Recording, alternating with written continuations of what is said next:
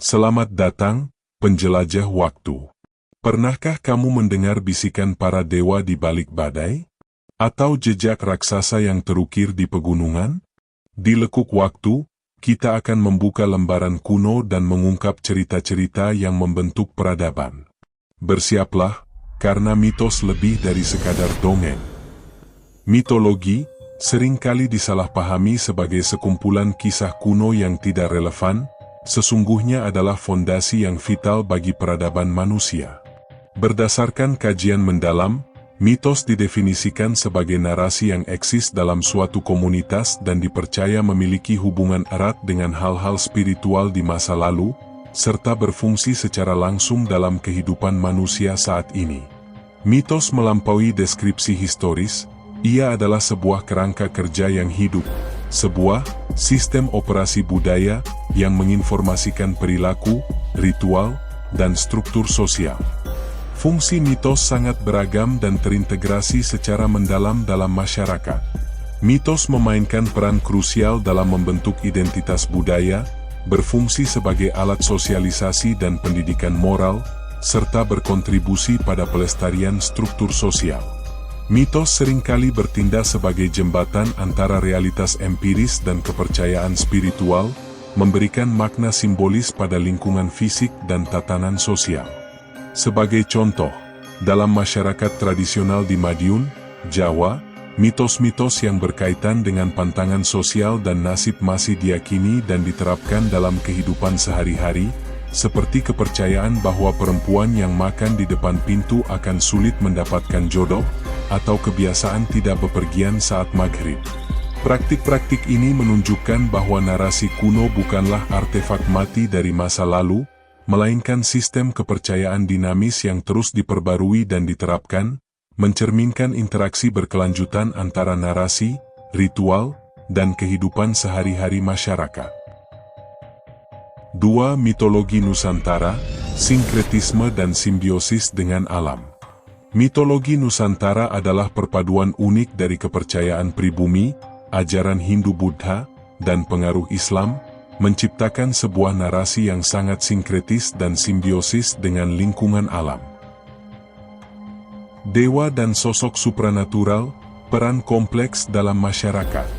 Di Jawa, figur Nyi Roro Kidul dan Dewi Sri adalah contoh nyata dari perwujudan kekuatan kosmik dan sosial. Nyi Roro Kidul, yang dipercaya sebagai penguasa pantai selatan Jawa, adalah sosok yang sangat kompleks dan ambivalen.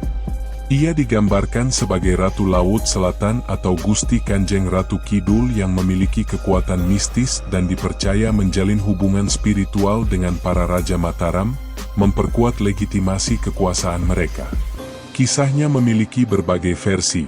Salah satunya menyebutkan ia adalah Putri Kandita yang diasingkan dari istana dan menyembuhkan penyakitnya dengan menceburkan diri ke laut, di mana ia kemudian menjadi sakti dan menetap sebagai penguasa. Tabu mengenakan pakaian hijau di pantai selatan, yang diyakini dapat menarik perhatiannya, mencerminkan pemahaman masyarakat tentang bahaya dan kekuasaan laut. Di Jawa, figur Nyi Roro Kidul dan Dewi Sri adalah contoh nyata dari perwujudan kekuatan kosmik dan sosial. Nyi Roro Kidul, yang dipercaya sebagai penguasa pantai selatan Jawa, adalah sosok yang sangat kompleks dan ambivalen. Ia digambarkan sebagai Ratu Laut Selatan atau Gusti Kanjeng Ratu Kidul yang memiliki kekuatan mistis dan dipercaya menjalin hubungan spiritual dengan para Raja Mataram, memperkuat legitimasi kekuasaan mereka. Kisahnya memiliki berbagai versi, salah satunya menyebutkan ia adalah Putri Kandita yang diasingkan dari istana dan menyembuhkan penyakitnya dengan menceburkan diri ke laut, di mana ia kemudian menjadi sakti dan menetap sebagai penguasa. Tabu mengenakan pakaian hijau di pantai selatan, yang diyakini dapat menarik perhatiannya, mencerminkan pemahaman masyarakat tentang bahaya dan kekuasaan laut. Dewi Sri, di sisi lain, adalah Dewi Kesuburan dan Kemakmuran, khususnya padi, yang memiliki peran sentral dalam budaya agraris Nusantara. Kisah penciptaannya sangat ajaib. Ia terlahir sebagai seorang bayi perempuan cantik dari sebutir telur yang secara ajaib menetas setelah kematian seorang dewi. Tubuhnya setelah meninggal diyakini menjadi sumber berbagai tanaman, dari kelapa hingga padi, yang menjadi bahan pangan utama manusia. Kisah ini adalah narasi fundamental yang menjelaskan asal-usul panen dan alasan mengapa masyarakat melakukan ritual-ritual untuk berterima kasih atas berkah yang diberikan olehnya. Figur-figur mitologi Nusantara berfungsi sebagai cermin harmoni kosmik dan sosial. Nyi Roro Kidul, Dewi Sri, dan bahkan figur yang lebih menakutkan seperti Leak dan Babi Ngepet, tidak hanya merepresentasikan kekuatan alam atau sihir. Mereka mencerminkan hubungan kompleks antara manusia dan lingkungan mereka, laut, tanah, dan hutan, serta nilai-nilai moralitas masyarakat. Nyi Roro Kidul mengatur interaksi manusia dengan laut, Dewi Sri memastikan panen yang melimpah, sementara figur seperti Leak yang dikenal sebagai penyihir jahat dari Bali dan Babi Ngepet yang merupakan perwujudan pesugihan mempersonifikasikan konsekuensi dari pelanggaran tatanan sosial yang damai. Mitologi ini secara efektif berfungsi sebagai sistem regulasi sosial dan ekologis yang diwujudkan dalam narasi. Makhluk-makhluk mitologis dan kriptid, perwujudan kekuatan dan alam. Mitologi Nusantara juga kaya akan makhluk-makhluk mitologis yang melampaui batas-batas kepercayaan tunggal. Garuda, misalnya, adalah salah satu makhluk antropomorfis mitologis yang paling menonjol, berasal dari Hinduisme, Buddhisme, dan Jainisme di India. Dalam Hinduisme, ia adalah wahana Dewa Wisnu, sementara dalam Buddhisme, ia adalah Dhammapala. Kisah-kisahnya terdapat dalam kitab Mahabharata dan Purana. Keunikan paling signifikannya adalah evolusinya menjadi simbol identitas nasional, digunakan sebagai lambang negara Indonesia dan Thailand. Naga Besukih dari Bali adalah contoh lain di mana makhluk mitologi digunakan untuk menjelaskan fenomena geografis. Naga ini dipercaya bersemayam di kawah Gunung Agung dan dikaitkan dengan terbentuknya Selat Bali yang memisahkan Pulau Bali dan Pulau Jawa. Kuda Sembrani, kuda bersayap dari Jawa, mirip dengan Pegasus dalam mitologi Yunani, sering menjadi tunggangan para raja dan pahlawan, melambangkan kekuatan magis, keberanian, dan kecepatan. Kriptid seperti Ahool dan Orang Bati menunjukkan pola mitologis yang lebih luas, di mana ketakutan terhadap makhluk terbang nokturnal beresonansi di berbagai budaya. Ahool, kelelawar raksasa dari Jawa yang dikatakan mirip kera, memiliki kembaran di Maluku yang disebut Orang Bati dan memiliki paralel dengan legenda Kongamato di Afrika dan Thunderbird di Amerika Utara. Ini mengisyaratkan bahwa ketakutan atau interpretasi terhadap penampakan hewan yang belum teridentifikasi adalah fenomena lintas budaya. Mitologi penciptaan dan kosmogoni, menstabilkan dunia. Mitos penciptaan di Nusantara seringkali berfokus pada upaya menstabilkan dunia. Salah satu kisah yang paling menonjol adalah penciptaan daratan Pulau Jawa. Pada zaman dahulu, Pulau Jawa diceritakan kerap bergoyang karena diterpa ombak laut yang ganas. Untuk menstabilkannya, para dewa memindahkan Gunung Mahameru dari Jambudwipa, India, ke Jawadwipa, Jawa. Mitos ini tidak hanya menjelaskan asal-usul geografis gunung-gunung suci di Jawa, tetapi juga berfungsi sebagai narasi kosmik yang memberikan rasa aman dan tatanan dalam menghadapi ketidakstabilan alam. 3. Mitologi Slavia, duel kosmik dan ambivalensi moral.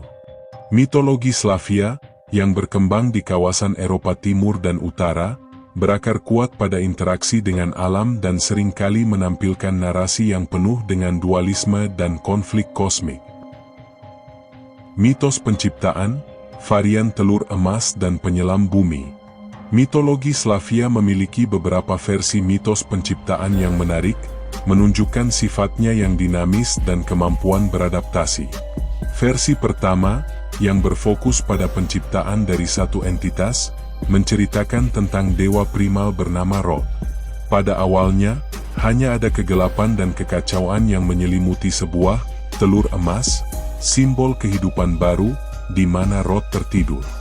Ketika ia terbangun, ia menciptakan dunia dengan memisahkan dualitas, cahaya dan kegelapan, kebenaran dan kebohongan, serta melahirkan dewa-dewi primal lainnya, termasuk Lada, Dewi Cinta, yang berfungsi sebagai pencipta pendampingnya.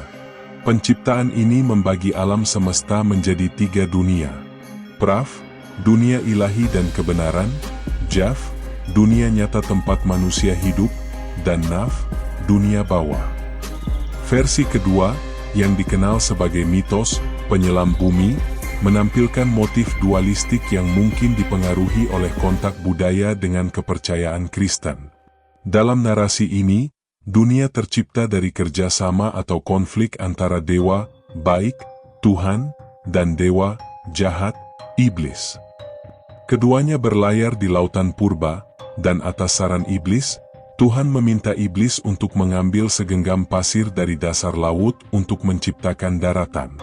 Karena iblis menyembunyikan sebagian pasir di mulutnya, saat daratan mulai terbentuk, ia tersedak, dan pasir yang dimuntahkannya berubah menjadi pegunungan, bukit, dan perbukitan. Kehadiran dua narasi penciptaan yang kontras ini merupakan sebuah indikator bahwa mitologi bukanlah sistem yang statis.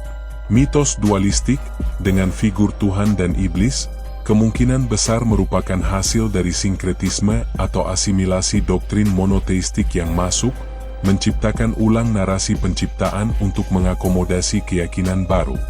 Ini adalah contoh konkret bagaimana narasi budaya kuno beradaptasi dengan perubahan keyakinan, sebuah proses yang juga terlihat pada mitologi Nusantara. Pantheon utama, konflik kekuatan yang abadi. Inti dari mitologi Slavia adalah konflik sentral antara dua dewa utama, Perun dan Veles.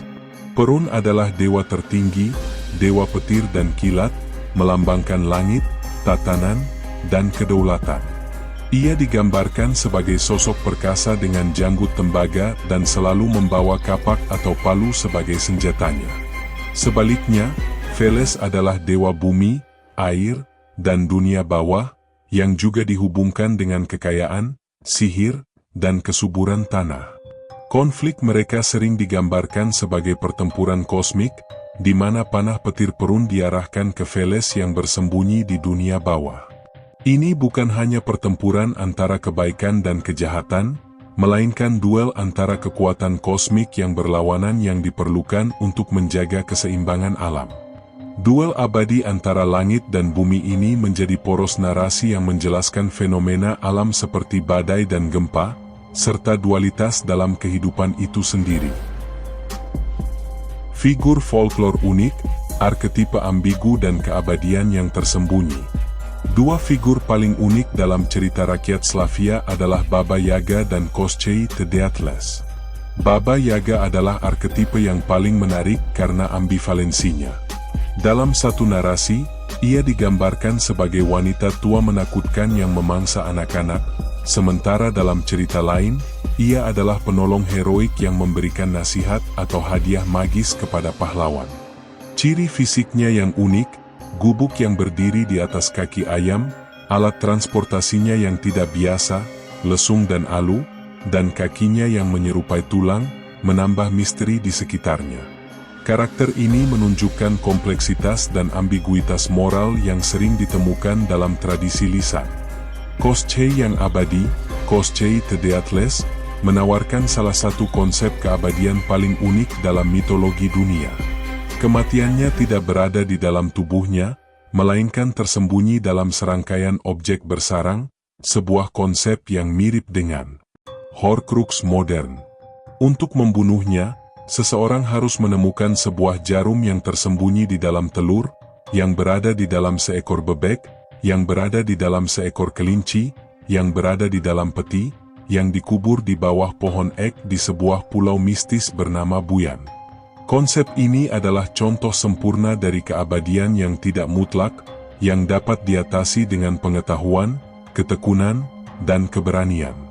Perannya sebagai antagonis yang menculik kekasih sang pahlawan menjadikan pencarian keabadiannya sebagai inti dari narasi kepahlawanan.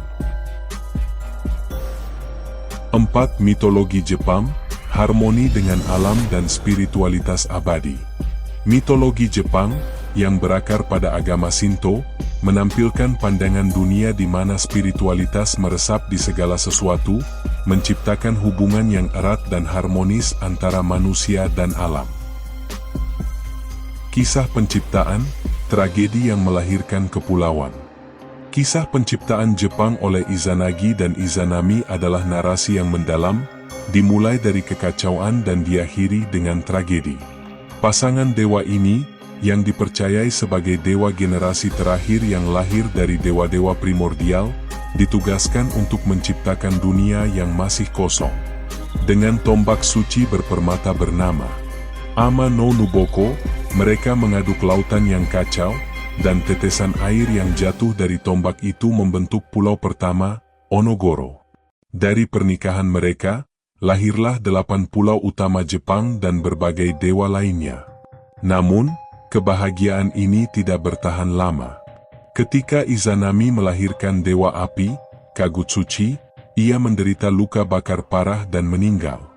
Izanagi yang diliputi kesedihan dan kemarahan memenggal kepala Kagutsuchi, dan dari darah serta mayatnya, muncullah dewa-dewa baru. Peristiwa ini memicu perjalanan tragis Izanagi ke dunia bawah.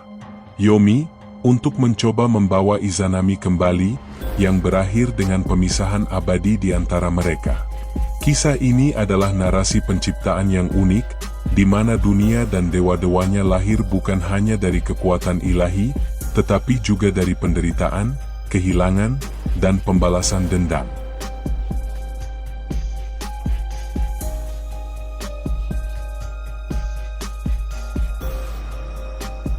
Konsep kami dan yokai, spiritualitas yang meresap dalam alam. Konsep sentral dalam mitologi Jepang adalah kami, sebuah istilah yang sering diterjemahkan sebagai dewa atau roh, tetapi memiliki makna yang jauh lebih dalam.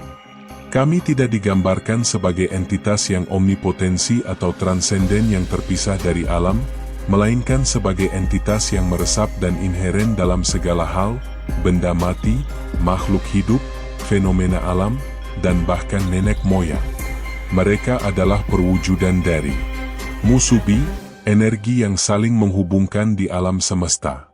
Sebuah konsep yang membedakan kami dari dewa-dewa barat adalah bahwa mereka memiliki 2 pikiran. Mereka dapat mengasuh dan mencintai ketika dihormati, tetapi juga dapat menyebabkan kehancuran ketika diabaikan. Dualitas ini, yang mencerminkan realitas yang tidak selalu baik dari alam, adalah inti dari pandangan dunia Shinto. Karenanya, pemujaan. Kami berfokus pada upaya untuk menjaga harmoni dan memohon berkah. Di samping kami, terdapat yokai, makhluk supernatural atau roh dari cerita rakyat Jepang. Seringkali disalahartikan sebagai setan. Yokai sebenarnya adalah personifikasi dari fenomena alam atau cerita aneh. Mereka tidak selalu jahat, dan dalam beberapa tradisi, mereka bahkan dianggap sebagai salah satu jenis kami. Contohnya termasuk Kirin yang melambangkan keadilan, Tengu sebagai roh gunung, dan Kappa, dewa air yang bisa jahil. Konsep kami dan yokai menunjukkan spiritualitas yang meresap dalam setiap aspek kehidupan dan alam, mencerminkan pandangan dunia yang berpusat pada keselarasan, kebersihan, dan penghormatan terhadap lingkungan.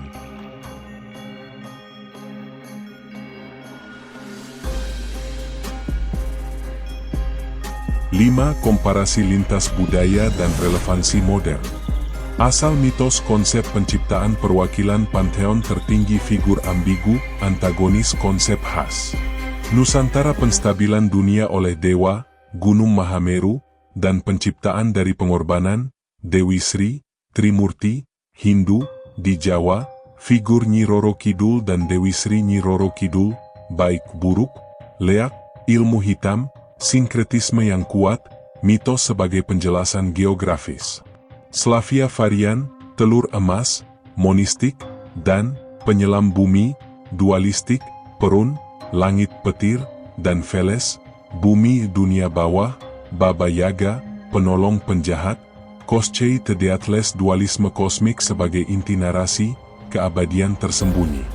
Jepang penciptaan dari tragedi dan pemurnian, Izanagi dan Izanami, kami, Amaterasu Mikami, Delel, sebagai entitas kolektif kami memiliki dua pikiran, baik dan buruk, yokai yang tidak selalu jahat, animisme dan spiritualitas yang meresap, kami, harmoni dengan alam. Tabel ini menunjukkan bahwa mitos penciptaan dapat berasal dari satu entitas tunggal, Roth, dari sepasang dewa, Izanagi dan Izanami, atau dari dualistik, Slavia, penyelam bumi. Konsep keabadian juga sangat bervariasi, dari yang tersembunyi dalam benda, Koschei, hingga yang bersifat spiritual, kami.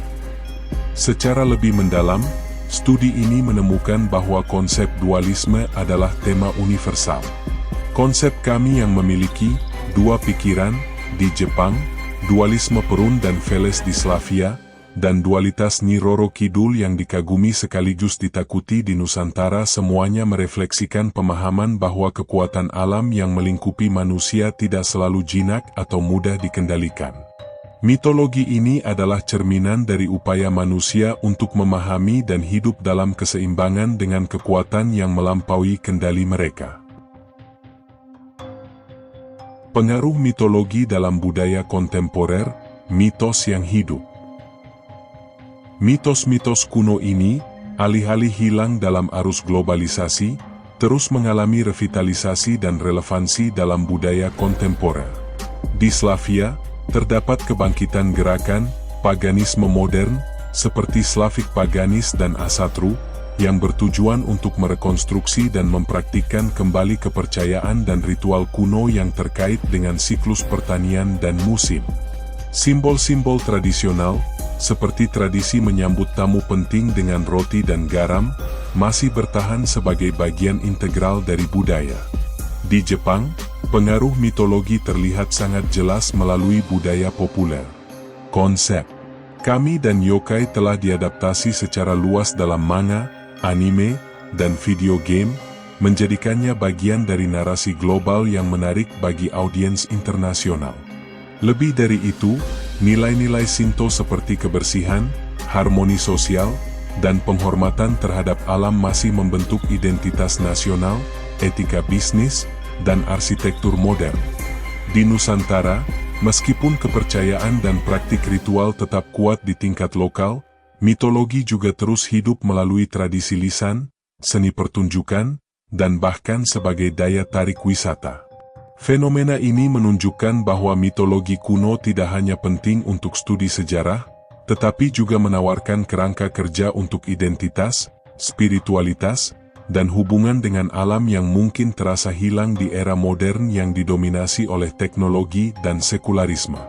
Kebangkitan paganisme Slavia, popularitas yokai dalam budaya pop Jepang, dan pelestarian kepercayaan di pedesaan Jawa semuanya menunjukkan bahwa manusia modern, meskipun terhubung secara digital, tetap mencari narasi yang mengikat mereka dengan akar budaya, lingkungan, dan sesuatu yang melampaui diri mereka. Ini adalah sebuah respons budaya terhadap homogenisasi global, di mana mitos-mitos unik menjadi titik referensi yang kuat untuk identitas dan makna. Menyimpulkan bahwa mitologi yang dianggap unik dari Nusantara, Slavia, dan Jepang bukanlah sekadar kumpulan cerita acak. Mereka adalah sistem kepercayaan yang koheren, berfungsi sebagai narasi moral, penjelasan kosmik, dan cerminan hubungan mendalam antara masyarakat dan lingkungan mereka.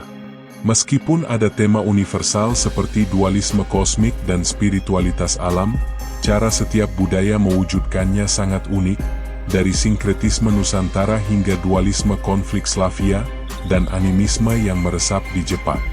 Temuan ini memberikan wawasan kritis tentang evolusi kepercayaan dan psikologi manusia. Mitos-mitos ini tidak mati, mereka terus hidup, beradaptasi, dan menginformasikan dunia kontemporer, membuktikan bahwa narasi kuno tetap menjadi bagian penting dari warisan budaya manusia.